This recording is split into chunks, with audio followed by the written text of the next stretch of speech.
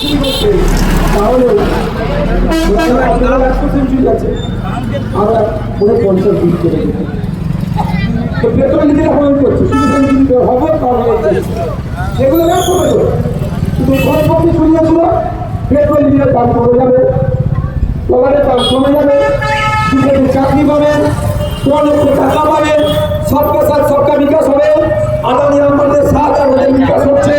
আপনার আমার পাড়ার হিন্দুকি মুসলমান খোঁজ নিয়ে দেখুন, দলিত কি আদিবাসী 11 বছরের মোদী মুসলমানদের ছেড়ে হিন্দু ভাইটা ব্যক্তিগত বিকৃত হয়েছে। বলতে পারবে যাতে এই সরকারগুলোকে ব্যর্থ সরকারগুলোকে প্রশ্ন না করে আপনাকে আমাকে বিভিন্নভাবে কৌশলে তারা পেরেশানির মধ্যে রাখছে। তারা আপনাকে আমাকে ডিস্টার্ব করতে চাইছে। কখনো বলছে প্যান কার্ডের সাথে আধার কার্ডের লিঙ্ক করো, আধার কার্ডের সাথে ভোটার কার্ডের লিঙ্ক করো, রেশন কার্ড ডিজিটাল করো, আর ওটা ছাপ দাও। ভোটার দিন শুধু আমাকে লাইনে দাঁড়িয়ে রাখছে। কারণ কি ওদের ব্যর্থ টাকা ভুলতে যায়।